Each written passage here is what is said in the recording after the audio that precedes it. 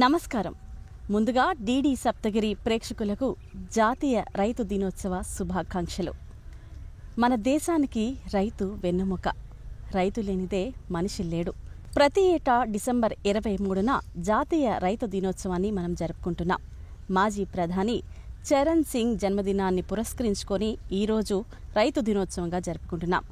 మరి ఈ అంశం గురించి మరియు కూరగాయలలో అంటు విధానం గురించి వివరించడానికి మనతో ఉన్నారు బాపట్ల వ్యవసాయ కళాశాల హార్టికల్చర్ విభాగంలో అసోసియేట్ ప్రొఫెసర్ మరియు శాఖాధికారిగా చేసి 2014లో రిటైర్ అయిన పి హరిప్రసాద్ గారు మనతో ఉన్నారు. మరొక విషయం ఏంటంటే ఆయన స్వతహాగా రైతు. మరి వారిని అడిగి మరిన్ని వివరాలు తెలుసుకుందాం. నమస్కారం హరిప్రసాద్ గారు. నమస్కారం. ఈరోజు మన మాజీ ప్రధాని స్వర్గీయ చౌదరి చరణ్ సింగ్ గారి జన్మదినాన్ని పురస్కరించుకొని కేంద్ర ప్రభుత్వము రైతు దినోత్సవంగా ప్రకటించినందుకు కేంద్ర ప్రభుత్వానికి నా కృతజ్ఞతలు తెలుపుకుంటున్నాను. చౌదరి చరణ్ సింగ్ గారి గురించి చెప్పాలంటే ఆయన ప్రధానమంత్రి హోదాలో ఉన్నా కానీ రైతు యొక్క అవసరాలను, రైతు యొక్క లక్షణాలను మర్చిపోలేదు. ఆయన ఏ విధమైన ఫంక్షన్కు వచ్చినా కానీ సామాన్య రైతులాగానే ఆయన వస్త్ర విధానం ఉంటుంది. అది చూసి చాలా గర్వించాలి మన రైతులందరూ.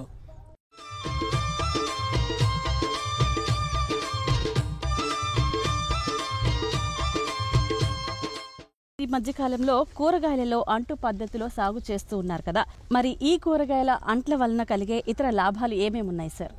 ఒకప్పుడు పండ్ల తోటల్లో మాత్రమే అంటు విధానాన్ని అవలంబించేవాడు. ప్రస్తుతం కూరగాయల్లో కూడా అంటు విధానం అవలంబిస్తున్నారు. ఈ అంటు విధానం వలన కొన్ని అధిక లాభాలు ఉన్నాయి. అవి ఏమంటే, వంగ పంటలో అంటుగట్టేటప్పుడు ఒక మొక్క ద్వారా వేరు వ్యవస్థ, వేరే మొక్క ద్వారా కాండం వ్యవస్థ వస్తుంది. ఇలా కొత్తగా వచ్చిన మొక్కని గ్రాఫ్ట్ అంటారు. ఈ గ్రాఫ్ట్లో వేరు మూలము అననుకూల నేలల్లో వ్యవసాయం సాగు చేయుటకు ఉపయోగపడుతుంది. అలానే వాణిజ్య సరళిలో ఉన్న సయాన్ మొక్క అధిక దిగుబడిని, నాణ్యతని ఇస్తుంది.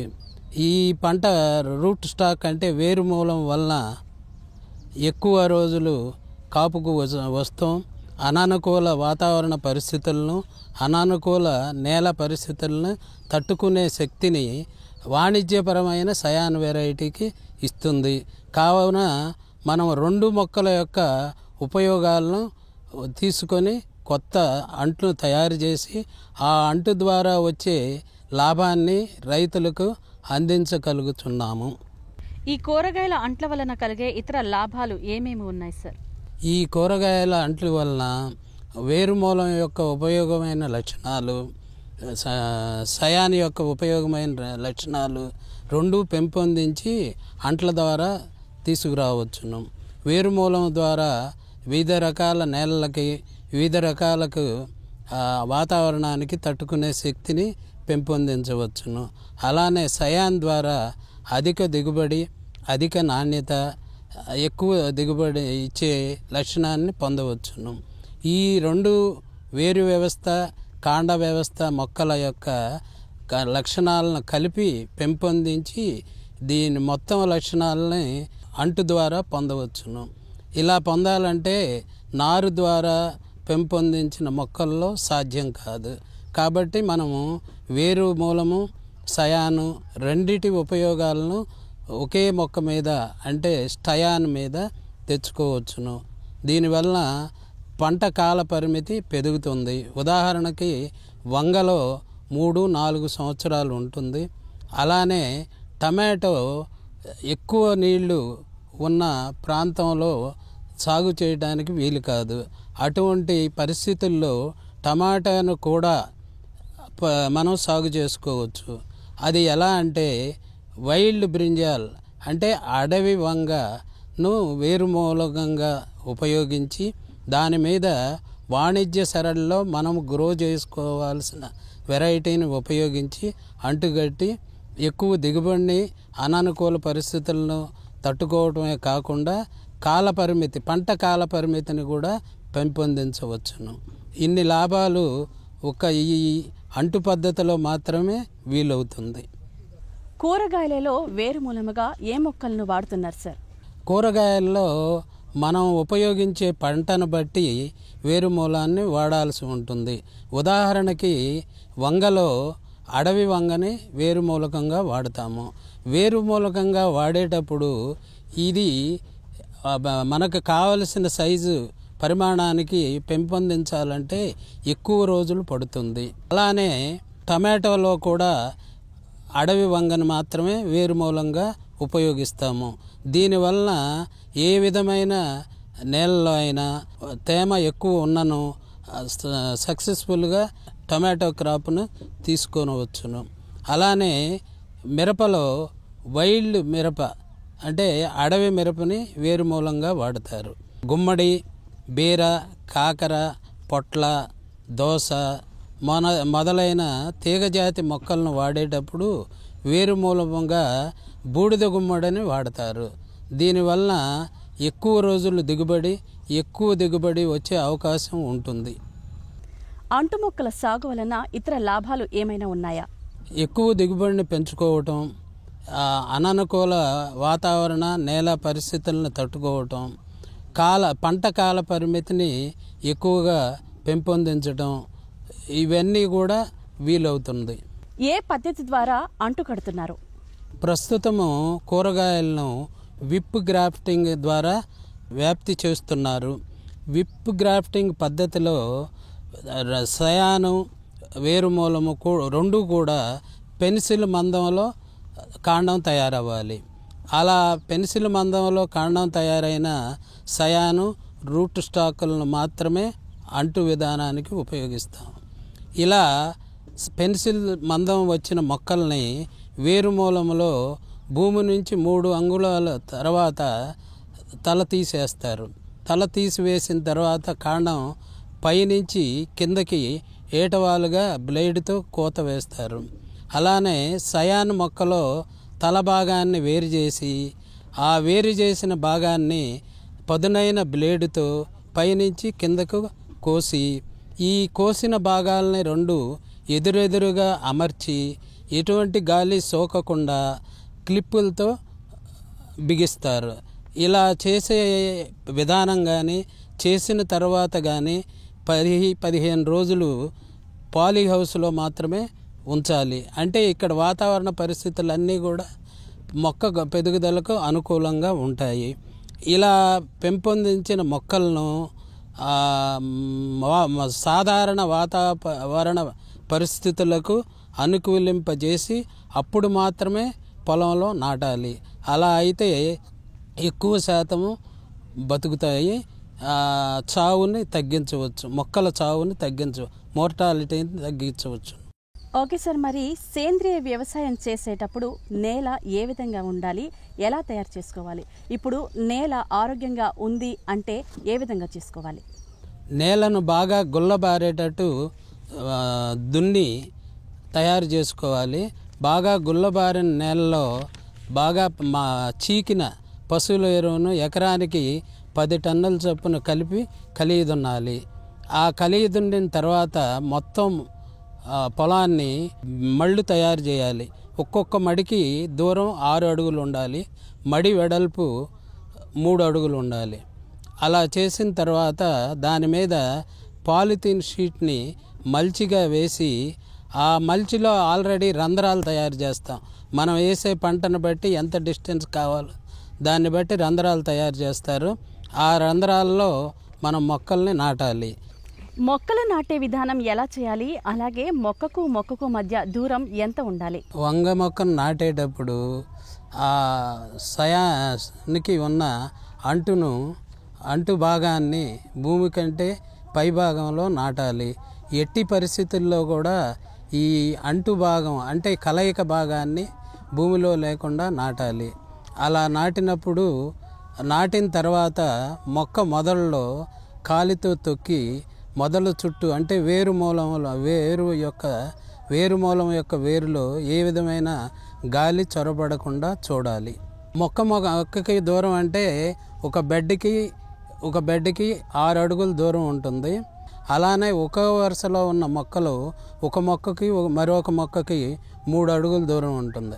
అంటే రెండు సాళ్ళ మధ్యన 6 అడుగుల దూరం, ఒక సాల్లో మొక్కకు దూరం 3 అడుగుల దూరం ఉంటుంది. ఈ పద్ధతి ద్వారా నాటినప్పుడు ఎకరానికి ఎన్ని మొక్కలు పడతాయి? ఈ పద్ధతిని అవలంబించి అంటే మళ్ళ విధానం అవలంబించినప్పుడు మనకి ఎకరానికి 2000 మొక్కలు నాటవచ్చును. మరి మొక్కలు నాటేటప్పుడు నాటిన తర్వాత ఎటువంటి జాగ్రత్తలు తీసుకోవాలి? ఆ మొక్కల మీద ఎలా శ్రద్ధ వహించాలి? మొక్కలు నాటేటప్పుడు అంటు యొక్క కలయిక భాగాన్ని భూమిపైన ఉండేటట్టు నాటాలి. ఈ కలయిక భాగం ఎట్టి పరిస్థితుల్లోనూ భూమిలో ఉండరాదు.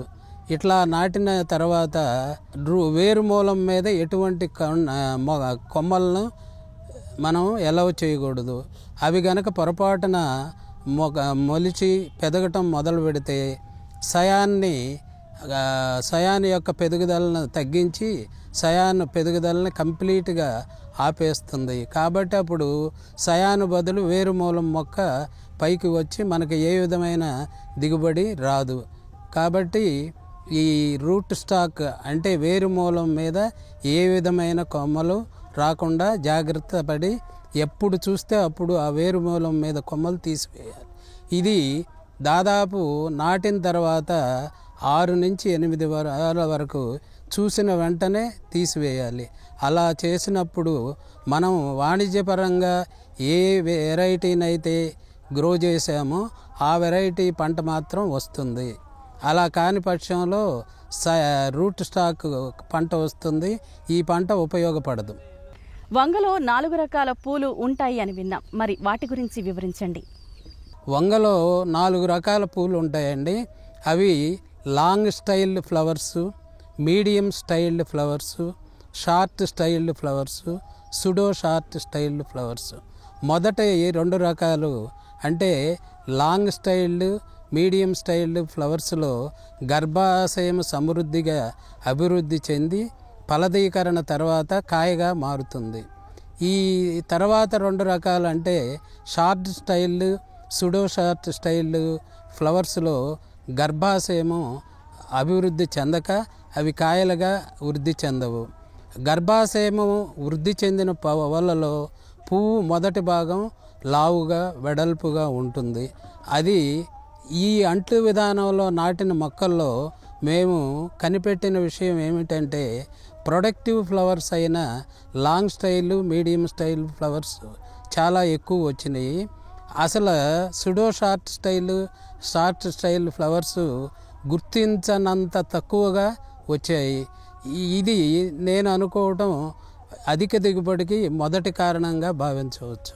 అంటే long style flowers, medium style flowers ఎక్కువ రావటం, వాటికి కాయగా మార్చే శక్తి ఉండటం వలన దిగుబడి ఎక్కువగా వస్తుంది. ఈ విధమైన లక్షణం ఈ అంట్లలో అబ్జర్వ్ చేయటం జరిగింది. మరి ఈ వంగ తోటలో మల్చింగ్ విధానం అవలంబిస్తున్నారా సార్? మల్చింగ్ విధానాన్ని ఇక్కడ అవలంబిస్తున్నామమ్మా. ఈ పద్ధతి వలన చాలా ఉపయోగాలు ఉన్నాయి. అవి ఏమిటంటే కలుపు మొక్కల నివారణ, అంటే మొక్కల మధ్యన ఏ విధమైన కలుపు రాకుండా నివారిస్తుంది. అలా నివారించటమే కాకుండా మొక్క మొదట్లో తేమ నిల్వ ఉంచి మొక్క పెరుగుదలకి అనుకూలమైన భూమి పరిస్థితుల్ని ప్రొవైడ్ చేస్తుంది. ఇలా మల్చింగ్ చేయటం వలన భూమిలో ఉన్న మైక్రో ఆర్గానిజమ్స్ యాక్టివేట్ అయ్యి భూమిలో మొక్కకు కావలసిన ఎరువులు అంటే న్యూట్రియంట్స్ని నాన్ అవైలబుల్ ఫామ్ నుంచి అవైలబుల్ ఫామ్కు వచ్చి మొక్కకు అందేటట్లు ఉపయోగపడుతుంది. దీనివల్ల మొక్క పెరుగుదల చాలా ఎక్కువ ఉంటుంది, కాపు కూడా ఎక్కువ వస్తుంది, పంట పెట్టుబడిని కూడా తగ్గించుకోవచ్చును. ఇక్కడ మేము పాలిథీన్ షీట్ను వాడుతున్నామమ్మా. ఈ పాలిథీన్ షీటు సుమారు మీటర్ పైన వెడల్పు ఉంటుంది. ఈ షీటును కొనేటప్పుడే మనం 3 అడుగులకు ఒక రంధ్రం ఏర్పరచమని వారికి చెప్పినప్పుడు 3 అడుగుల దూరంలో హోల్స్ వేశారు. ఆ హోల్స్లో మాత్రమే మనం మొక్కలను నాటాము. ఈ విధంగా నాటడం వలన మొక్కకు సమాన దూరం అంటే 3 అడుగులు మెయింటైన్ చేయటం తేలికైనది. ఈ ఆర్గానిక్ సేద్యము ఉపయోగించడం వలన పంట యొక్క దిగుబడి పెరుగుతుంది. దిగుబడి పెరుగుటయే కాకుండా కాయ నాణ్యత కూడా పెరుగుతుంది. ఈ తోటలో నేను గమనించింది ఏంటంటే shoot and fruit borer incidence చాలా తక్కువగా ఉంది. పంట పెరుగుదల కూడా సమృద్ధిగా ఉండి ఎక్కువ ప్రొడక్టివ్ ఫ్లవర్స్ మాత్రమే వస్తుండటం వలన దీంట్లో దిగుబడి చాలా ఎక్కువగా వస్తుందని నా అభిప్రాయము. కాబట్టి రైతు సోదరులు అందరూ కూడా కష్టపడి ఇష్టపడి ఈ పద్ధతిలో సేద్యం చేసి వినియోగదారులకు నాణ్యమైన పంటను అందించి తద్వారా భారతదేశానికి ఉపయోగపడేటట్టు చేయాలని నా మనవి. కూరగాయలలో అంటు విధానం గురించి చాలా చక్కగా వివరించినందుకు మీకు ధన్యవాదాలు. నమస్కారం అమ్మా.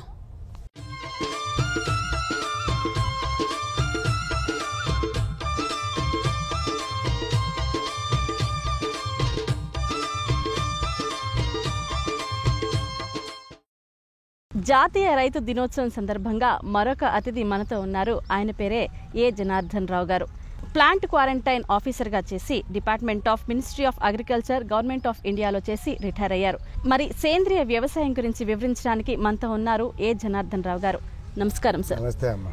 సార్, ఇప్పుడు చూసుకున్నట్టయితే రైతాంగం ఎక్కువగా సేంద్రియ వ్యవసాయం వైపు మొగ్గు చూపుతుంది. మరి దీనికి గల కారణం ఏమిటి? అసలు సేంద్రియ వ్యవసాయం అంటే ఏమిటి? ఈ మధ్యకాలంలో రైతాంగం సేంద్రియ వ్యవసాయం వైపు మొగ్గు చూపటానికి ప్రధాన కారణం మన ఆహార ఉత్పత్తులు కలుషితం కారణం. దానికి ప్రధానంగా వేసేటువంటి భూమికి అందించేటువంటి రసాయనిక ఎరువుల మోతాదు పెంచటం, పురుగులు తెగుళ్ళను నివారించడానికి వాడేటువంటి పెస్టిసైడ్స్ ఫంగిసైడ్స్ని విపరీతంగా అధిక మోతాదులో పిచికారీ చేయటం వల్ల మనం తీసుకునేటువంటి పంట పండేటువంటి ఆహార పదార్థాలు విషతుల్యతమై మనం ఆహారంగా తీసుకున్నప్పుడు వాటి వలన కలిగేటువంటి నష్టాలు అనారోగ్యం వలన ఈరోజు మనం సేంద్రియ వ్యవసాయం వైపు మొగ్గు చూపాల్సినటువంటి పరిస్థితులు కల్పించాయి. దానివలన ఇంకా కూడా మన రైతాంగం చాలా వ్యవసాయ పద్ధతుల్లో వెనకబడి ఉన్నాం ఇతర దేశాలతో పోల్చినప్పుడు. కారణం మనం ఆ సేంద్రియ వ్యవసాయ పద్ధతులని తెలుసుకుని విషతుల్యమైనటువంటి రసాయనిక ఎరువుల మోతాదుని క్రమేపీ తగ్గించుకుంటూ పురుగు మందుల అవశేషాలు లేకుండా పురుగు మందులు తెగుళ్ళ మందులని తగ్గించుకుంటూ సేంద్రియ వ్యవసాయాన్ని బలపరచడానికి భూమిలో కర్బన శాతాన్ని పెంచుకుంటూ ఈ సేంద్రియ జీవన ఎరువుల్ని మనం పంట పొలాల్లోకి ప్రవేశపెడుతూ రైతుల్ని చైతన్యం చేస్తూ ఈ సేంద్రియ వ్యవసాయానికి మనం ప్రభుత్వ పరంగాను డిపార్ట్మెంటల్ వ్యవసాయ శాఖ పరంగాను ఈ రైతు సంస్థలు ప్రైవేటుగా నడిచేటువంటి రైతుల సహాయ సహకారాలతోటి రైతులకి అవగాహన కార్యక్రమాలు శిక్షణా కార్యక్రమాలను నిర్వహించడం వలన మనకి రైతుల్లో ఒక రకమైనటువంటి సేంద్రియ వ్యవసాయ పద్ధతుల మీద అవగాహన కల్పించినట్టయితే ఈ రోజున రైతులు కూడా ముందుకు వచ్చి సేంద్రియ వ్యవసాయం చేయడానికి చాలా ఆసక్తి చూపించేటువంటి రైతులు చాలా మంది కనపడుతున్నారు, చాలామంది ఉన్నారు. వాళ్ళకి కావాల్సిందల్లా రైతుకి ఆ సేంద్రియ పద్ధతుల వలన కలిగేటువంటి ఆ ప్రోత్సాహం, ఆ అనుభవం, ఆ పద్ధతులను కనుక మనం ఇంకొంచెం విస్తృతంగా ప్రజల్లోకి రైతుల్లోకి తీసుకెళ్ళినట్లయితే ఆ సేంద్రియ వ్యవసాయ పద్ధతుల్ని ఆకళింపజేసుకుని రైతులు కూడా ఇతర దేశాల కన్నా ఎక్కువగా పోటీపడి మన భారతదేశం తరఫున మన ఆంధ్రప్రదేశ్లో రైతాంగం కూడా ఆ సేంద్రియ పంటలను పండించి మనం తీసుకోవటమే కాకుండా ఆహార పదార్థాలు ఇతర దేశాలకు కూడా ఎగుమతి చేసేటువంటి శక్తి సామర్థ్యాలు ఉన్నటువంటి మన రైతాంగానికి కేవలం మనం అవగాహన లోపం వారికి కల్పించకపోవటం వలన తగినంత స్థాయిలో ఈ రోజున ఈ సేంద్రియ వ్యవసాయం అనేది బహుళ ప్రాచుర్యం పొందటం కొంచెం వెనకడుగు ఉంది.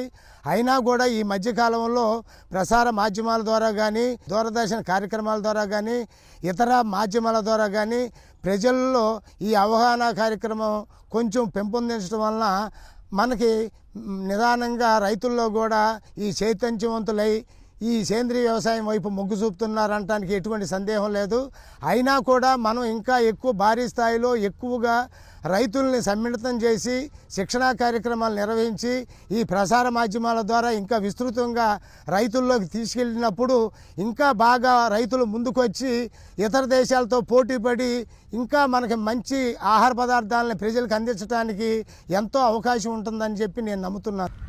ఓకే సార్, మరి మనిషి మనుగడకు అలాగే రేపటి తరం ఆరోగ్యం కోసం పర్యావరణం చాలా ముఖ్యమని అంటున్నారు. మరి ఈ పర్యావరణాన్ని ఎలా కాపాడాలంటారు? ఈ పర్యావరణాన్ని కాపాడటానికి, పర్యావరణాన్ని రక్షించటానికి మనం చేయాల్సినటువంటి కృషి ఎంతో ఉందమ్మా. పూర్వకాలంలో వ్యవసాయ పద్ధతులు అన్నీ కూడా సేంద్రీయ వ్యవసాయ పద్ధతుల్లోనే నడిచినాయండి. ప్రతి రైతు కూడా మన పంట పొలానికి సేంద్రియ ఎరువులు అంటే మన పశువులు ఎరువు మగ్గిన తర్వాత పంట కాలం అయిపోయిన తర్వాత ఆ పశువులు వ్యర్థాలని, పంట పొలాల వ్యర్థాలని పొలాల్లోకి తీసుకెళ్ళి పొలంలో జల్లుకుని, అలాగే పచ్చిరొట్ట ఎరువుల్ని జనుము, జీలగ, పిల్లి పెసర, అలసంద అలాంటి పచ్చిరొట్ట ఎరువులను కూడా పెంచి పెరిగిన తర్వాత పూత దశలో కలిదున్ని అలా సహజసిద్ధంగా రైతులు ఆ రోజున పండించినటువంటి పంటలకి సేంద్రియ ఎరువులు భూమికి అందిస్తూ ఉండటం వలన ఆ రోజున దిగుబడి ఇచ్చేటువంటి వంగడాలు తక్కువగా ఉన్నా కూడా మనకి పండినటువంటి ఆహార పదార్థాలు విషతుల్యం కాకుండా మంచి ఆహార పదార్థాలు భుజించటం వలన పూర్వకాలంలో ఉన్నటువంటి మన తాత తండ్రులు ఎక్కువ కాలం జీవించటం కాకుండా వాళ్ళ ఆరోగ్యం కూడా చాలా బాగా కాపాడుకున్నారండి.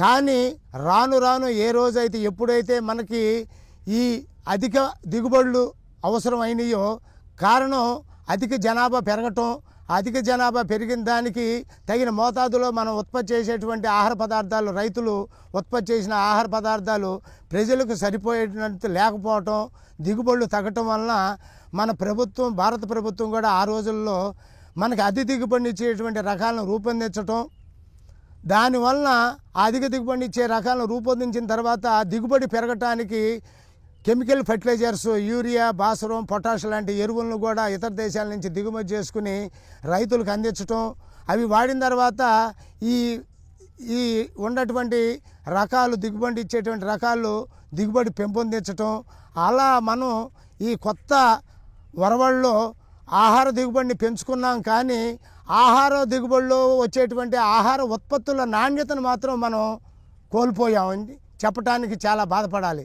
కారణం ఏంటంటే అంతకుముందు వరకు మనకు లేనటువంటి ఈ రసాయనిక ఎరువుల మోతాదుని ఎప్పుడైతే మనం కొత్త పద్ధతుల ద్వారా మనం పైరుకి అందించడం మొదలుపెట్టాడో రైతు, విచక్షణారహితంగా రసాయనిక ఎరువుల్ని ఉపయోగించడం, పంటలకి విచక్షణారహితంగా పురుగు మందులను పిచికారీ చేయటం, తెగుళ్ళ మందులను పిచికారీ చేయటం, ఆ దరిమిల ఆ ఆహార పదార్థాల్లో ఈ రసాయనిక విష పదార్థాలు అన్నీ కూడా అందులో ఆహార పదార్థాల్లో మిగిలిపోవటం, ఆ ఆహార పదార్థాలని మనం ఆహారం కింద మనం తీసుకోవటం, మన ఆరోగ్యాలు దెబ్బతినటం. ఇవాళ చూస్తూ ఉన్నాం, ప్రతి మనిషికి ప్రతి ఇంట్లోనూ ఇవాళ క్యాన్సర్ పేషెంట్ ఉన్నాడు, షుగర్ పేషెంట్లు ఉన్నారు, బీపీ పేషెంట్లు ఉన్నారు, అన్ని రకాల జబ్బులతోనూ ప్రతి కుటుంబం బాధపడుతున్నారు. కారణం మనం తినేటువంటి విచక్షణారహితంగా ఉపయోగించినటువంటి పురుగు మందుల అవశేషాలు ఆ ఆహార పదార్థాల్లో క్రమేపీ పెరిగిపోవటం వల్ల వాటిని ఎప్పుడైతే మనం పురుగు మందులు పిచికారీ చేస్తామో ఆ ఆహార పదార్థాలు కూడా బాగా మార్కెట్లో షైనింగ్గా వచ్చి ప్రజలు అపోహతో అవి చాలా బాగుంటాయి, మంచిది, షైనింగ్గా ఉన్నాయి అనేటువంటి అపోహతోటి వాటికి ప్రభావం ఆ లోనయ్యి అవన్నీ కూడా మనం ఆహార పదార్థాలు మనం భుజించడం వల్ల ఈ రోజున మానవాళికి మనకు తెలియనటువంటి అనేక జబ్బులు రావడానికి కారణం కూడా ప్రధాన మూల కారణం మనం తీసుకునేటువంటి ఆహార పదార్థాల్లో ఉన్నటువంటి విష పదార్థాలే మేజర్ ప్రాబ్లం అయింది. దాన్ని ఈ రోజున మనం ఆ విష పదార్థాల ఆహార పదార్థాల నుంచి మనం మళ్ళీ బ్యాక్ టు రూట్స్, మన పూర్వకాలం మన తాతలు తండ్రులు ఎలాంటి ఆహార పదార్థాలు అయితే పండించారో, ఎలాంటి ఆహార పదార్థాలు భుజించారో అలాంటి ఆహార పదార్థాలని మనకు రాబోయే తరానికి అందించాలి అంటే ఈ రోజున మనం తీసుకునేటువంటి మొదటి స్టెప్పు సాధ్యమైనంత వరకు రసాయనిక ఎరువులు, రసాయనిక పురుగు మందులు లేకోకుండా మన వ్యవసాయ ఉత్పత్తుల్ని పండించి అది దేశ ప్రజలకి ఇతర దేశాలకి ఎగుమతి చేసినప్పుడు మన ఆరోగ్యాలు కూడా చాలా బాగుంటాయి. ఈ రకరకాల జబ్బుల నుంచి మనం బయటపడటానికి కూడా చాలా అవకాశం ఉంటుంది.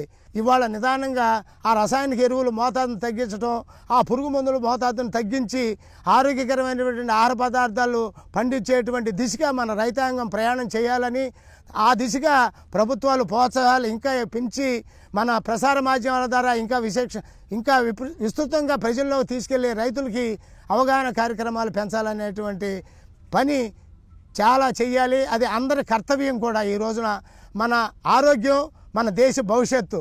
మన ఆరోగ్యం బాగుంటే మన దేశం బాగుంటుంది. మన దేశం బాగుంటే అందరూ అన్ని రకాలుగా ఆహార ఉత్పత్తులు పండించి ఎగుమతి చేసి మనకి చాలా బాగుంటుందనే ఉద్దేశంతో ఈ రోజున మనం సేంద్రీయ వ్యవసాయం చేయాల్సినటువంటి తరుణం ఆసన్నమైంది. ఆ రకంగా మనం ముందడుగు కూడా వేయాలి రైతాంగం. సార్, మరి ఈ సేంద్రియ వ్యవసాయంలో నేలను ఏ విధంగా తయారు చేసుకోవాలి, అలాగే నేలను ఆరోగ్యంగా ఉంచుకోవాలంటే ఏ విధమైన రైతాంగం ఎటువంటి జాగ్రత్తలు తీసుకోవాలి? ఈ రోజున మన రైతాంగం సేంద్రీయ వ్యవసాయం వైపు మొగ్గు చూపాలి అంటే మొదటి ప్రాధాన్యత మన భూమి, నేల స్వభావం. ఈ మొదట మన నేలలోకి మగ్గినటువంటి పశువుల ఎరువుని ఎకరానికి 10 టన్నులు తక్కువ కాకుండా పంటకి భూమికి అందించాలి. తరువాత పచ్చిరొట్ట ఎరువులను కూడా ప్రతి రైతు కూడా పండించుకుని 45 రోజులు వయసు వచ్చేటప్పటికి ఆ దశలో పూత మీద మనం కలిదున్ని భూమికి అందించటం వలన భూమిలో ఉండేటువంటి కర్బన శాతాన్ని మనం పెంచుకోగలుగుతాం. ఎప్పుడైతే భూమిలో ఉండేటువంటి కర్బన శాతం పెరిగిందో ఆ తర్వాత హ్యూమస్ కంటెంట్ కూడా అందులో సత్తువ ఎక్కువ ఉంటుంది భూమిలో. ఎప్పుడైతే కర్బన శాతం పెరిగిందో, ఎప్పుడైతే హ్యూమస్ కంటెంటు ఈ కుళ్ళినటువంటి ఈ ప్రకృతి సిద్ధమైనటువంటి పశువుల ఎరువుని మనం భూమికి అందించామో, భూమిలో ఉన్నటువంటి అచేతన దశలో ఉన్నటువంటి అనేక రకాలైనటువంటి మైక్రోబ్స్, మనకు ఉపయోగపడేటువంటి బ్యాక్టీరియాస్ అన్నీ కూడా భూమిలో చైతన్యవంతమై పైరు వేసిన తర్వాత భూమిలో కరగకుండా భూమిలో నిక్షిప్తమైనటువంటి పోషకాలని అన్నిటినీ కూడా ఆ మొక్కకు కావాల్సినటువంటి రీతిలో ఆ పోషకాలను కరిగించి వాటిని మొక్కగా అందించేటువంటి అవకాశం ఈ మనకు ఉపయోగపడేటువంటి బ్యాక్టీరియాలు, సూక్ష్మజీవులు, ఈ మైక్రోస్కోప్స్ అన్నీ కూడా మనకి ఉపయోగపడతాయి. వాటి దినచర్య ఎప్పుడైతే మనకు భూమిలో ఈ ఆర్గానిక్ మ్యాటర్, పశువుల ఎరువు, పచ్చిరొట్ట ఎరువు, వృక్ష సంబంధమైనటువంటి వేపపిండి, ఆముదపిండి, ఇలాంటి కేక్స్ అన్నీ కూడా మనం భూమికి అందించినప్పుడు వాటి వలన ఈ సూక్ష్మజీవులు చైతన్యవంతమై వాటి దినచర్య ఆ భూమిలో కరగకుండా మిగిలిపోయినటువంటి ఆ పోషకాలని కరిగించి ఆ మొక్క వేరు ద్వారా మొక్క తీసుకునేటువంటి పద్ధతుల్లోకి మార్చేటువంటి వెసులుబాటు కలగజేస్తాయమ్మ. ఓకే సార్, మరి ఈ సేంద్రియ వ్యవసాయంలో పురుగు మందుల విధ్వంసాన్ని నిషేధించడం ఎలా సార్? ఈ సేంద్రియ వ్యవసాయంలో ప్రధానంగా మూల కారణం పురుగు మందుల అవశేషాలమ్మ. ఈ పురుగు మందుల అవశేషాలని మనం తగ్గించడానికి ఈ సేంద్రియ వ్యవసాయం మీద ముందు మనం శిక్షణా తరగతులు నిర్వహించి రైతులకి ఒక అవగాహన కార్యక్రమాన్ని తీసుకొచ్చి ఈ పురుగు మందులు అవసరం అయిన పక్షంలోనే మనం పురుగు మందులు పిచికారీ చేయటం. ఆ పురుగు మందు పిచికారీ చేసే కన్నా ముందుగా మనకి ప్రకృతి మనకు అనేక రకమైనటువంటి కొన్ని వందల రకాలైనటువంటి మిత్ర పురుగులను కూడా ప్రకృతి సృష్టించింది. ఆ ప్రకృతిలో మన మిత్ర పురుగులు మనకి ఏ పైరుకి అపకారం చేసి ఏ పైరుని నష్టపరుస్తుందో ఆ పురుగుని నశింపజేసి ఆ పురుగుని కంట్రోల్ చేసేటువంటి మిత్ర పురుగులు, సూక్ష్మజీవులు అన్నీ కూడా మన ప్రకృతిలో మన పైరులో కనపడతా ఉంటాయి. మనం ఎప్పుడైతే ఈ విచక్షణారహితంగా పురుగు మందులు పిచికారీ చేశామో ప్రధానంగా మొట్టమొదట అతి సున్నితమైనటువంటి మన మిత్ర పురుగు జాతి మొత్తం అంతరించిపోయింది. చాలా తక్కువ పర్సంటేజ్లోనే మిగిలింది. ఉదాహరణకు సూక్ష్మజీవులు, అక్షంతల పురుగు, తూనీగలు, సాలీళ్ళు, ఇలా చాలా రకాలైనటువంటి మన మిత్ర పురుగులు ప్రతి క్షణము రైతుకి రక్షణలాగా పైరును కాపలా కాస్తా పైరులో ఉన్నటువంటి అపకారం చేసేటువంటి ఈ పురుగు జాతిని అంతటినీ కూడా గుడ్డు దశ నుంచి లార్వా దశ నుంచి ఆ లెక్కల పురుగు దశ నుంచి కూడా ఉన్నటువంటి ఈ అపకారం చేసేటువంటి ఈ పురుగుల్ని అవి భక్షిస్తూ రైతుకి మేలు చేసేటువంటి కార్యక్రమంలో ప్రతి క్షణము అయ్యి మనకు రైతుకి తోడుగా నిలుస్తూ పంటను కాపాడుతా మనకు ఉపయోగపడుతున్నాయమ్మా. అలాంటి దశలో మనం ఏ రోజైతే మనం పురుగు మందులు పిచికారీ చేయటం అలవాటు పడ్డామో ఆ రోజు నుంచి మనకు ఉపయోగపడేటువంటి మిత్ర పురుగులన్నీ కూడా నశించిపోతున్నాయి. కాబట్టి ఈ రోజుకైనా సరే మనం ఆ మిత్ర పురుగులను కాపాడుకుంటే రైతులు పండించే పంట ఆరోగ్యంగా ఉంటుంది. కాబట్టి ఆ మిత్ర పురుగులను కాపాడుకోవాలంటే మనం పురుగు మందులు అవశేషాలు లేకుండా పురుగు మందులను సాధ్యమైనంత వరకు నియంత్రించాల్సిన అవసరం ఉంది. అది కూడా వ్యవసాయ అధికారుల సూచనల మేరకు, ప్రభుత్వాల సూచనల మేరకు మన రైతాంగానికి శిక్షణా కార్యక్రమాల ద్వారా ఏ దశలో ఏ పురుగు ఏ పైరుని నష్టపరిచింది, ఏ దశలో ఏ పైరులో మన మిత్ర పురుగుల జాతి ఎన్ని రకాలు ఉన్నాయి, ఏ పర్సంటేజ్లో ఉన్నాయి అని మనకి వాళ్ళకి రైతు శిక్షణా కార్యక్రమాల ద్వారా ఇప్పటికే ప్రభుత్వాలు చేస్తున్నాయి. సెంట్రల్ గవర్నమెంట్, కేంద్ర ప్రభుత్వం, రాష్ట్ర ప్రభుత్వాలు కూడా రైతులకి ఈ శిక్షణా కార్యక్రమాలు, పొలం బడి కార్యక్రమాల ద్వారా నిర్వహిస్తున్నాయి. అయినా కూడా ఇంకా చాలా గ్రామాలకి ఈ ప్రచార కార్యక్రమాల ద్వారా, ఈ అవగాహన కార్యక్రమాల ద్వారా మనం శిక్షణ ఇవ్వాల్సినటువంటి అవసరం ఎంతైనా ఉంది. కాబట్టి ఈ శిక్షణా కార్యక్రమాల ద్వారా రైతులకి ఎంత ఎక్కువగా మనం రైతుల దగ్గరికి చేర్చగలమో అప్పుడు మనకి ఇంకా విస్తృతంగా ఈ పురుగు మందులు అవశేషాలు లేకుండా పురుగుల్ని సాధ్యమైనంత వరకు తగ్గించి ఈ సేంద్రీయ వ్యవసాయం వైపు, ఈ జీవన ఎరువులు, ఈ సేంద్రియ పద్ధతుల్ని నేర్చుకుంటానికి, ఆ పద్ధతులను ఆచరించడానికి, ఆహార పదార్థాలు పండించినవి విషతుల్యం కాకుండా ఉండటానికి, ప్రజలందరూ కూడా ఆరోగ్యంగా ఉండటానికి చాలా అవకాశం ఉంది. కాబట్టి ఆ పురుగు మందులు అవశేషాలు లేకుండా ఆ పురుగు మందుల్ని సాధ్యమైనంత వరకు మనం అదుపులో పెట్టాలి అంటే రైతుల్ని ప్రధానంగా అవగాహన కార్యక్రమాలు, శిక్షణా కార్యక్రమాల ద్వారా చైతన్యవంతులను చేసి మనం నిదానంగా మన వ్యవసాయం నుంచి ఆ పురుగు మందులు, ఆ కెమికల్ ఫర్టిలైజర్సు, పెస్టిసైడ్స్, ఫంగిసైడ్స్ని నిదానంగా మన వ్యవసాయాలని పంటల నుంచి వాటిని దూరంగా పెట్టేటువంటి అవకాశం ఆ రోజు రావాలి అంటే మనం రైతుల్ని చాలా చైతన్యవంతులను చేసి వాళ్ళని ముందుకు తీసుకెళ్లాల్సిన అవసరం ఎంతైనా ఉందమ్మా. అప్పుడే మనం పురుగు మందుల్ని విశేషణ రహితంగా పిచికారీ చేయకుండా మంచి పంటలో ఆరోగ్యమైనటువంటి ఆహారాన్ని మనం అందించడానికి, ప్రజలకు అందుబాటులో ఉండటానికి అవకాశం ఉంటుందమ్మా. ఓకే సార్, మరి సేంద్రియ ఎరువులు అలాగే జీవన ఎరువుల గురించి వివరించండి సార్. అలాగే ఈ మధ్యకాలంలో చూసుకున్నట్లయితే రైతులు వేస్ట్ డికంపోజిషన్ తయారీ కూడా చేస్తున్నారు, మరి దాని గురించి వివరించండి సార్. ఈ రోజున సేంద్రియ ఎరువులు, జీవన ఎరువులు ప్రభుత్వ పరంగా కూడా రైతులకు అందుబాటులో తీసుకొచ్చారు. అలాగే కొన్ని ప్రైవేటు సంస్థలు కూడా తయారు చేసి రైతులకు అందుబాటులో తీసుకొస్తున్నారు. ఈ జీవన ఎరువులు వీటిల్లో ఈ సూడోమోనాస్ ఫ్లోరసెన్స్, ట్రైకోడర్మా విరిడి, అలాగే మిగతా అనేక రకాలైనటువంటి ఈ జీవన ఎరువులు, సేంద్రియ ఉత్పత్తుల్ని రైతులకు అవగాహన కార్యక్రమాలు నిర్వహించి వారికి అందుబాటులో తీసుకొచ్చి వారి ద్వారా రైతులు పైరుకు అందించేటువంటి కార్యక్రమాలు చేపడుతున్నారు.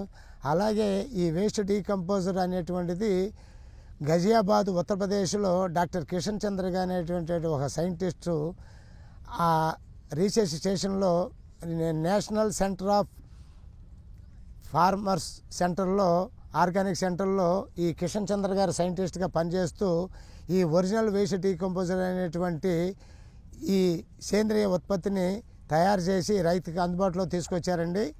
ఈ ఒరిజినల్ వేస్ట్ డీకంపోజరు 50 ml బాటిల్లో మనకి వారు సప్లై చేస్తున్నారు. ఈ 50 ml బాటిళ్ళు మనం ఉపయోగించి ఒరిజినల్ వేస్ట్ డీకంపోజర్ తయారు చేసిన తర్వాత అందులోంచి మళ్ళీ మనం ఒక 10 లీటర్లు 20 లీటర్ల ద్రావణాన్ని తీసుకుని దాచుకుంటే అది 5 సంవత్సరాల వరకు దాన్నే మళ్ళీ రిపీట్ చేసి వాడుకుంటా 5 సంవత్సరాల వరకు మనం ఆ 50 ml బాటిల్తోటే మనం ఆ ఒరిజినల్ వేస్ట్ డీకంపోజర్ అనేటువంటిది పైరు మీద ఉపయోగించుకోవచ్చు. ఈ ఒరిజినల్ వేస్ట్ డీకంపోజరు 200 లీటర్ల నీళ్ళల్లో 2 కిలోల బెల్లాన్ని, ఆర్గానిక్ సేంద్రియపు పద్ధతుల్లో తయారు చేసినటువంటి బెల్లాన్ని 2 కిలోలు తీసుకుని పౌడర్ చేసి దానికి 50 ml ఈ ఒరిజినల్ వేస్ట్ డీకంపోజర్ బాటిల్ని మిక్స్ చేసి మనం 5 నుంచి 7 రోజులు కనుక నిలవ ఉంచి ఫెర్మెంటేషన్ చేస్తే అందులో మనకు కావాల్సినటువంటి అనేక రకాలైనటువంటి బ్యాక్టీరియాస్, మైక్రోబ్స్, కొత్త రకాల మైక్రోబ్స్, బ్యాక్టీరియాను కూడా అందులో సొప్పించి తయారు చేశారండి. దాంట్లోనే ఈ ఒరిజినల్ డీకంపోజర్ బ్యాక్టీరియాలోనే రైజోబియం కల్చర్ ఉంటుంది, అజిడోబ్యాక్టర్ ఉంటుంది, అజోస్పెరలం ఉంటుంది, ట్రైకోడర్మా విరిడి అనేటువంటి సూక్ష్మజీవులు ఉంటాయి. ఇవన్నీ కూడా మిశ్రమంతో ఆ ఒరిజినల్ వేస్ట్ డీకంపోజర్ని రైతులకు అందుబాటులో తీసుకొచ్చారు. దాన్ని పైన పిచికారీ చేసుకోవచ్చు పైరు మీద. అలాగే భూమికి కూడా ఈ డ్రిప్ ఇరిగేషన్ ద్వారా డ్రెంచింగ్ పద్ధతిలో మొదట్లో కూడా మనం పోసుకునేటువంటి అవకాశం ఉందండి. దీనివలన మనకి మొక్క ఆరోగ్యంగా పెరుగుతుంది, మనకి పూత కూడా అధికంగా వస్తుంది, మళ్ళీ బ్రాంచెస్ కొమ్మలు ఎక్కువగా వస్తాయి, మనకి పంట దిగుబడి కూడా చాలా బాగా పెరుగుతుందండి. దీన్ని తయారు చేసిన తర్వాత ఆ 5 రోజులు మొరగబెట్టిన తర్వాత అందులోంచి 10 లీటర్లు కానీ 20 లీటర్లు కానీ వేరే క్యాన్లో తీసుకుని మనం నీడ ప్రదేశంలో పెట్టుకుని మళ్ళా దాన్ని ఇంకో 190 లీటర్లో ఈ 10 లీటర్లో తీసుకున్న దాన్ని కలిపి 2 కిలోలు బెల్లం కలిపి మళ్ళీ 5 రోజులు కనుక నిల్వ ఉంచితే మళ్ళీ 200 లీటర్లు ఒరిజినల్ వేస్ట్ డీకంపోజర్ ద్రావణం తయారవుతుంది. దాన్ని ప్రతిరోజు ఉదయం సాయంత్రం కర్రతో సవ్య దిశలో 5 నిమిషాలు తిప్పుతా, ఈ 5 రోజులు తిప్పుతూ ఉంటే సాయంత్రం పొద్దున 2 పూట్ల 5 రోజులకి 6 రోజులకల్లా కూడా మనకు ఆ ద్రావణం తయారవుతుంది. మనం పిచికారీ చేసుకోవడానికి అవకాశం ఉంది, పైన భూమికి డ్రిప్ ద్వారా ఇవ్వడానికి కూడా చాలా అవకాశం ఉందండి. ఇది చాలా సేంద్రీయపు ద్రావణం, రైతులకి చాలా బాగా ఉపయోగపడుతుందండి. రైతులు కూడా దీన్ని విస్తృతంగా వాడుతున్నారు ఈ మధ్యకాలంలో అన్ని రాష్ట్రాల్లో కూడా. ప్రధానంగా తెలంగాణ రైతులు కానీ, ఆంధ్రప్రదేశ్లో రైతులు కానీ, ఉత్తర భారతంలో కూడా ఉత్తరప్రదేశ్, మహారాష్ట్రలో, గుజరాత్ రైతులు కూడా దీనివల్ల ఫలితం పొంది చాలా మంచి పంటలు పండిస్తున్నారండి అతి తక్కువ ఖర్చుతోటి. అలాగే రెండోది ఉంది కదా సార్, ఎన్డబ్ల్యూసి, మరి దాని గురించి వివరించండి సార్. ఎన్డబ్ల్యూసి కూడా డాక్టర్ కిషన్ చంద్ర గారే తయారు చేశారమ్మా, రైతుల శ్రేయస్సు కోరి. ఎన్డబ్ల్యూసి అంటే న్యూ వేస్ట్ డీకంపోజర్. అది కూడా 50 ml బాటిల్లోనే తయారు చేసి రైతులకి సప్లై చేస్తున్నారు. అది ఖరీదు కూడా చాలా తక్కువ ఖరీదు, 300 రూపాయలు 350 రూపాయలు ఉంటుంది. ఇది కూడా మనకి చాలా కొత్త రకమైనటువంటి బ్యాసిల్లస్ బ్యాక్టీరియాని అందులో సొప్పించారమ్మా. సుమారు 80 రకాల బ్యాక్టీరియాస్ని కలిపి దాన్ని తయారు చేయడం జరిగింది. ఇది మళ్ళీ దీన్ని భూమికి అందించడానికి కుదరదు, ఇది ఓన్లీ పైన పైరు మీద పిచికారీ చేసుకోవడానికి ఉపయోగపడుతుందండి. ఇది కూడా 200 లీటర్ల నీటిలో 50 ml ఈ న్యూ వేస్ట్ డీకంపోజర్ బాటిల్ని తీసుకుని అందులో పోయాలి. దానికి 2 కిలోల సేంద్రీయ బెల్లాన్ని కూడా బకెట్లో కలిపి ఆ బెల్లం పానకం ఆ 200 లీటర్ల నీళ్ళలో పోసి ఉదయం సాయంత్రం కర్రతో సవ్య దిశలో కలుపుతూ 20 రోజులు ఆ ద్రావణాన్ని మురగబెట్టాలండి. ఫెర్మెంటేషన్ చేస్తే 20 రోజులకు తయారవుతుంది. 20 రోజులకు తయారైన తర్వాత అందులో కూడా ఒక 10 లీటర్లో 20 లీటర్లో విడిగా ఒక ప్లాస్టిక్ క్యాన్లో తీసుకుని భద్రపరుచుకుంటే ఆ మిగతా 190 లీటర్లలో మళ్ళీ 10 లీటర్ల నీళ్ళల్లో ఒక 2 కిలోలు ఇంటికి వేసేటువంటి సున్నం, కాల్షియం తీసుకుని ఆ 10 లీటర్ల నీళ్ళల్లో ఈ 2 కిలోల సున్నాన్ని కరగబెడితే బుసబుస అని పొంగు వస్తుంది. అలా పొంగు వచ్చినప్పుడు వేడిగా ఉంటుంది. దాన్ని 3-4 గంటల వరకు అలా ఉంచితే ఆ పొంగు చల్లారి బుసబుస పొంగులు చల్లారిన తర్వాత ఆ 10 లీటర్లో ఉన్నటువంటి ఈ సున్నపు నీటిని తీసుకెళ్ళి మళ్ళీ దాన్ని ఆ 190 లీటర్లో కలుపుకుంటే మళ్ళీ 200 లీటర్ల న్యూ వేస్ట్ డీకంపోజర్ ద్రావణం తయారవుతుంది.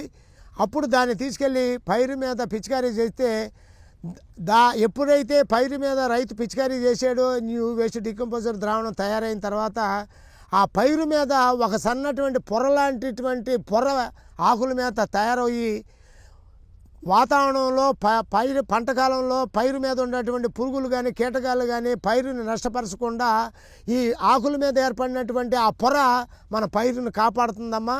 అది కూడా 20 రోజుల వరకు ఆ పంటను మనం తెగుళ్ళ బారి నుంచి పురుగుల బారి నుంచి రక్షించుకోవడానికి ఎంతో అవకాశం ఉంటుంది. అలా మనం దీన్ని కూడా OWDC ద్రావణం లాగానే NWC ద్రావణం ఒకసారి తయారు చేసుకుంటే అందులో నుంచి 10 లీటర్లు తీసుకుని విడిగా పెట్టుకుని మళ్ళీ రెండోసారి దాన్ని మళ్ళీ 190 లీటర్లలో 2 కేజీల బెల్లాన్ని కలుపుకుని మళ్ళీ దాన్ని 20 రోజులు ఉంచుకుంటే మళ్ళీ ఈ న్యూ వేస్ట్ డీకంపోజర్ ద్రావణం తయారవుతుంది. దాన్ని మళ్ళీ 20 రోజుల తర్వాత పైరు మీద పిచికారీ చేసుకోవాలి. మొట్టమొదటి పిచికారీ చేసుకున్నప్పుడు అది 20 రోజుల వరకు మనకి రక్షణ కవచంలాగా ఆ పైరు మీద పొర ఏర్పడుతుంది. కాబట్టి 20 రోజుల వరకు మనకు పైరుకి ఎటువంటి నష్టం జరగకుండా పురుగుల బారి నుండి తెగుళ్ళ బారి నుండి మనం కాపాడటానికి ఈ న్యూ వేస్ట్ డీకంపోజర్ ద్రావణం బాగా ఉపయోగపడుతుందమ్మా. రైతులు కూడా దీన్ని ఉపయోగిస్తున్నారు, మంచి ఫలితాలు పొందుతున్నారు ఉత్తర భారతదేశం కానీ దక్షిణ భారతదేశంలో కానీ. ఓకే సార్, మరి గోవు ప్రాధాన్యత అలాగే ఉపయోగాల గురించి కూడా వివరించండి సార్. అమ్మా, ఇవాళ మన భారతదేశంలో ఉన్నటువంటి గో సంపద ఎనలేనటువంటి అమూల్యమైనటువంటి సంపద.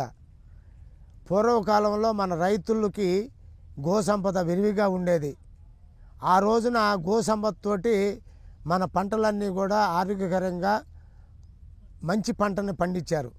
ఈ రోజున గో సంతతి క్రమేపీ తగ్గిపోవటం, యాంత్రీకరణ రావటం, ట్రాక్టర్లు యంత్రాలు రావటంతో ఈ పశువుల సంఖ్య గోవుల సంఖ్య తగ్గిపోవటంతో మనకు గోవుల ద్వారా లభించేటువంటి ఈ సేంద్రీయ ఎరువు పశువుల ఎరువు కూడా భూమికి అందించటం తగ్గిపోయింది. ఈ భూమికి ఎప్పుడైతే ఈ సేంద్రీయ ఎరువు అందించుతారో దానికి గో సంపద చాలా అవసరం. ఈ గో సంపద ద్వారా మనకు లభించేటువంటి గోమయం, గోమూత్రం, ఆవు పేడ ఈ రెండు కూడా రైతుకి విడదీయలేనటువంటి పూర్వకాలం నుంచి మనకు దానితోటి అనుబంధం ఉందమ్మా.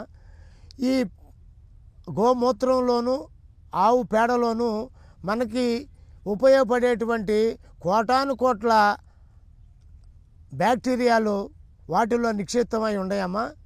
ఎప్పుడైతే గోవు మన సేంద్రియ వ్యవసాయంలో పాత్ర ఎనలేనిది, మన మాటలతో చెప్పలేం. ఇవాళ ఈ గోవు మయంతో గోవు పేడతోటి మన ఈ సేంద్రియ వ్యవసాయంలో జీవామృతం, ఘనజీవామృతం, బీజామృతం, అలాగే ఈ కొత్తగా తయారైనటువంటి కిషన్ చంద్ర గారు తయారు చేసినటువంటి ఈ ఒరిజినల్ వేస్ట్ డీకంపోజర్లోను, న్యూ వేస్ట్ డీకంపోజర్లోను, పంచగవ్య ద్రావణంలోను అలా అనేక రకాలుగా ఈ సేంద్రియపు కషాయాలు, సేంద్రియపు ద్రావణాలు తయారు చేసేటప్పుడు ఈ రెండు పదార్థాలు చాలా ముఖ్యమైనటువంటి పదార్థాలు. ఈ రెండిటి వలన మనకి ఉపయోగించి భూమికి అందించినప్పుడు పైరు మీద ఈ గోమయంతోనూ గోపేడతోనూ కలిసినటువంటి ద్రావణాన్ని పిచికారీ చేసినప్పుడు ఈ రసం పీల్చే పురుగులు కానీ, కాండం తొలిసే పురుగు కానీ, కాయ తొలిసే పురుగులు కానీ ఇవి భూమికి అందించినప్పుడు భూమి ద్వారా సంక్రమించేటువంటి, పైరుకు సంక్రమించేటువంటి వేరు ద్వారా వచ్చేటువంటి ఆ తెగుళ్ళ రూపంలో మనకు పైరుకు ఆశించేటువంటి ఈ శిలీంధ్రపు జాతికి సంబంధించినటువంటి తెగుళ్ళన్నింటినీ కూడా ఎప్పుడైతే ఈ ఆవు పేడ, గోమయాన్ని మనకి నీటి ద్వారా భూమికి అందిస్తామో భూమిలో మన పైరుకు నష్టం చేసేటువంటి ఈ శిలీంధ్రపు జాతులని కూడా సమూలంగా నాశనం చేయటానికి రైతుకి ఎంతో ఉపయోగపడేటువంటి ఈ ఆవు ద్వారా సంక్రమించేటువంటి వచ్చేటువంటి గోవు పేడ, గోమయం ఇవాళ మనం అవి ఉపయోగించుకోలేకపోతున్నాం. వాటి సంతతిని కూడా రాబోయే తరాలు ఆ గోవుల్ని పెంచుకి ఆ గోమయాన్ని, గోపేడని ఈ సేంద్రీయ వ్యవసాయ ఉత్పత్తులుగా మార్చుకుని మనం భూమికి అందించినప్పుడు ఈరోజు మనకు వచ్చేటువంటి ఈ అనారోగ్య కారణాలు, ఈ బాధలు, ఈ జబ్బుల నుంచి కూడా మనం తట్టుకోవాలి, బయటపడాలి అంటే రైతు పండించేటువంటి ఈ ఆహార పదార్థాల పంటల్లో ఈ గోమయం, ఈ పేడ, గోవుల నుంచి లభించేటువంటి ఈ వ్యర్థాలు, అన్నిటిని కూడా మనం ఉపయోగించుకుంటే రైతుకి ఎంతో మేలు జరుగుతుంది. ఈ పండేటువంటి పంటలు కూడా ప్రజలకు అందించేటువంటి ఆహార పదార్థాలు కూడా మనం ఎంతో ఆరోగ్యకరమైనటువంటి ఆహార పదార్థాలను మనం అందించగలిగిన వాళ్ళం అవుతాం. అలాగే ఈ సేంద్రియ ఉత్పత్తులు కూడా మనం ఇతర దేశాలకు కూడా ఎగుమతి చేయడానికి కూడా ఎక్కువ అవకాశాలు ఉన్నాయమ్మా. ఓకే సార్, మరి సేంద్రియ వ్యవసాయం వాటి ఉపయోగం గురించి చాలా చక్కగా వివరించినందుకు మీకు ధన్యవాదాలు సార్. నమస్తే అమ్మా.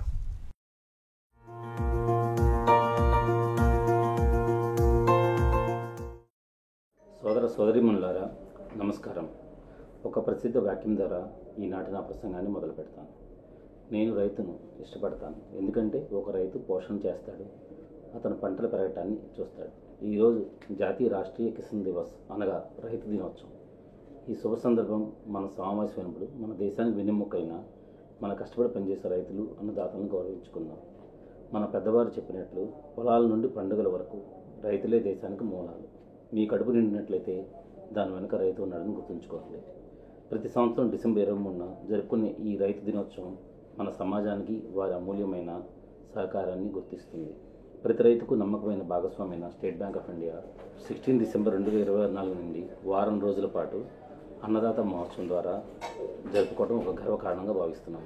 అలాగే ఈ శుభదినాన మన దేశ భవిష్యత్తుకు ఎంతో ముఖ్యమైన వికసిత్ భారత్ 2047 గురించి చర్చించడానికి మీ ముందుకు రావడం ఎంతో గౌరవంగా భావిస్తున్నాను. సుసంపమైన బలమైన స్వావలంబన కలిగిన భారతదేశాన్ని మనం ఊహించేటప్పుడు ఈ దార్శనికత యొక్క మూలస్తంభం మన రైతుల సాధికారతలోనే ఉందని మనం అంగీకరించాలి. మన రైతులు మన వ్యవసాయ ముఖ చిత్రానికి గుండెకాయ వంటివారు మరియు వికసిత్ భారత్ సాకారం కావడంలో అన్నదాతల శ్రేయస్సు చాలా ముఖ్యమైనది. భారతదేశంలో వ్యవసాయం ఒక ఉత్పత్తి రంగం మాత్రమే కాదు, అది ఒక జీవన విధానం. ఇది దేశ జనాభాలో అధిక భాగానికి బ్రతుకు తెరువు లాంటిది. ఇది దేశానికి ఆహార భద్రతను మరియు మరెన్నో అనుబంధ రంగాలకు తోడ్పాటునిస్తుంది. మన రైతులు కల్లాల నుండి కంచం వరకు దేశాన్ని పోషించడమే కాకుండా వారి సేవలు వస్త్ర రంగం, ఔషధ రంగం, పౌల్ట్రీ రంగాలకు ఆయుపట్టు. మనం వికసిత్ భారత్ కోసం కృషి చేస్తున్నప్పుడు ఇందులో మన రైతులను కేంద్ర బిందువుగా ఊహించడం చాలా అవసరం. ఎందుకంటే సంపన్న దేశం సంపన్న రైతులతోనే ప్రారంభమవుతుంది. వికసిత్ భారత్ విజన్లో భాగంగా మనం రైతులను ఆహార ఉత్పత్తిదారులుగానే కాకుండా పారిశ్రామికవేత్తలుగా కూడా చూడాలి.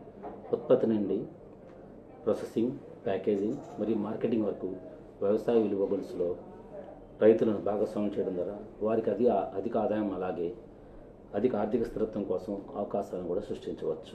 ఈ దిశలో వ్యవసాయాన్ని ఆధునీకరించడానికి భారత ప్రభుత్వం గణనీయమైన చర్యలు చేపట్టింది. అగ్రికల్చర్ ఇన్ఫ్రాస్ట్రక్చర్ ఫండ్, ఏఐఎఫ్ అంటారు, ప్రధానమంత్రి formalisation micro food processing interface వంటి పథకాలు రైతులకి తమ వ్యవసాయ పద్ధతులు ఆధునీకరించడానికి, వారి ఆదాయాన్ని మెరుగుపరచుకోవడానికి, ఫుడ్ ప్రాసెసింగ్ వంటి కొత్త రంగాలకు విస్తరించడానికి సాధికారత కల్పిస్తున్నాయి. ఇదే స్ఫూర్తితో ఫార్మర్ ప్రొడ్యూసర్ ఆర్గనైజేషన్స్ ఏర్పాటు ఈ దిశగా కీలక ముందడుగు. రైతులను సంఘటితం చేయడం వల్ల వారికి మంచి గిట్టుబాటు ధరలు, నాణ్యమైన ముడి సరుకులు, సాంకేతిక పరిజ్ఞానం లభించడంతో పాటు అభివృద్ధి కూడా కొత్త దారులు తెచ్చుకుంటున్నాయి. స్టేట్ బ్యాంక్ ఆఫ్ ఇండియా ప్రభుత్వ కార్యక్రమాలకు మద్దతు ఇవ్వడంలో నిబద్ధత కలిగిన భాగస్వామి మరి ఎల్లప్పుడూ రైతు సమాజానికి బలమైన మిత్రపక్షం. 22,000కు పైగా శాఖల విస్తృత నెట్వర్క్, ఇందులో 1,500లకు పైగా గ్రామీణ శాఖలు మరియు 80,000 కంటే ఎక్కువ బీసీ, ఎస్సీ, బీసీపీ పాయింట్స్ మరియు state Bank of India banking సేవలను నేరుగా రైతుల చెంతకు తీసుకువచ్చింది. ఇది వారికి రుణాలు, పొదుపు మరియు వివిధ ఆర్థిక ఉత్పత్తులకు పొందటానికి వీలు కల్పిస్తుంది. ఎస్బీఐ వివిధ పథకాల ద్వారా రైతులు చాలా తక్కువ వడ్డీ రుణానికి కిసాన్ క్రెడిట్ ద్వారా పొందడానికి ఇది ఒక ముఖ్యమైన సాధనంగా భావించవచ్చు. దీని ద్వారా అన్నదాతలకు సులభంగా రుణం పొందడమే కాకుండా భారత ప్రభుత్వం నుండి వడ్డీ రాయితీని కూడా పొందవచ్చు. అభ్యుదయ రైతుల కోసం స్టేట్ బ్యాంక్ ఆఫ్ ఇండియా ప్రవేశపెట్టిన కిసాన్ సమృద్ధి రుణంతో సకాలంలో ఎక్కువ మొత్తంలో రుణం పొందవచ్చును. రైతులకు కేవలం సాగుకు మాత్రం రుణం ఇవ్వడం కంటే మరింత అవసరం ఉందని గుర్తించిన State Bank of India agri food and processing enterprise లోన్ను అందజేస్తుంది. ఈ రుణం వర్కింగ్ క్యాపిటల్ మరియు టర్మ్ లోన్ అవసరాలు పరిగణలోకి తీసుకుని సమగ్రమైన అంతరాయం లేని పరిష్కారాన్ని అందిస్తుంది. ఉత్పత్తి విలువ జోడించే అగ్రికల్చర్ వాల్యూ చైన్లో అన్ని కార్యకలాపాలు, లాజిస్టిక్ అవసరాలు, కోల్డ్ చైన్ ప్యాకేజ్ మొదలైన వాటితో సహా అగ్రి ఫుడ్ ఎంటర్ప్రైజ్ లోన్లు కవర్ చేయబడతాయి. అగ్రి ఫుడ్ ప్రాసెసింగ్లో నిమగ్నం రైతులు మరియు సంస్థలకు సకాలంలో రుణాలు అందించడానికి భారతదేశ వ్యాప్తంగా 86 అగ్రి ప్రాసెసింగ్ సెంటర్లు మరియు 600 పైగా అగ్రి ఎస్ఎంఈ సెంటర్స్ మద్దతు 1100+ వాణిజ్య శాఖలను స్టేట్ బ్యాంక్ ఆఫ్ ఇండియా ఏర్పాటు చేసింది. ఇందులో మన ఆంధ్రప్రదేశ్ రాష్ట్రంలో 262 వాణిజ్య శాఖలను ఏర్పాటు చేయబడ్డాయి. దేశవ్యాప్తంగా ఉన్న 500 పైగా రిలేషన్షిప్ మేనేజర్ రూరల్ బిజినెస్ నెట్వర్క్తో రైతులతో నేరుగా కలిసి బ్యాంకింగ్ ఉత్పత్తులు మరియు ప్రభుత్వ పథకాలపై మార్గదర్శనం అందిస్తున్నారు.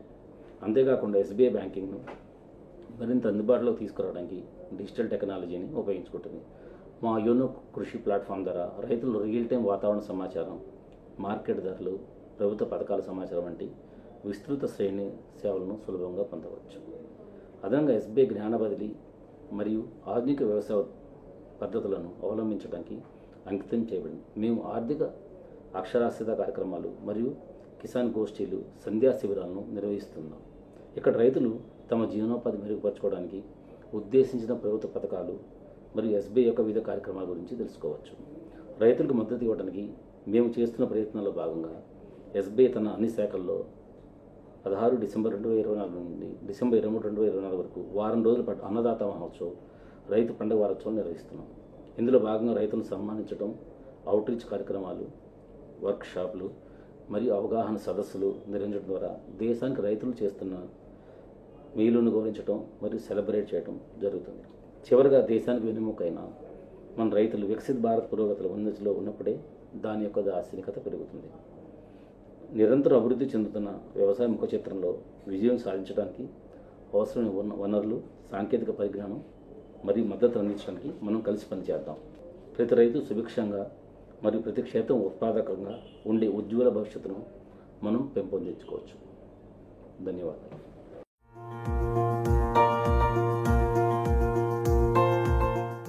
మరి ఈరోజు జాతీయ రైతు దినోత్సవం సందర్భంగా చేసిన కార్యక్రమం ఇంతటితో సమాప్తం. మళ్ళీ మరొక ప్రోగ్రాంతో మళ్ళీ కలుసుకుందాం. నమస్కారం.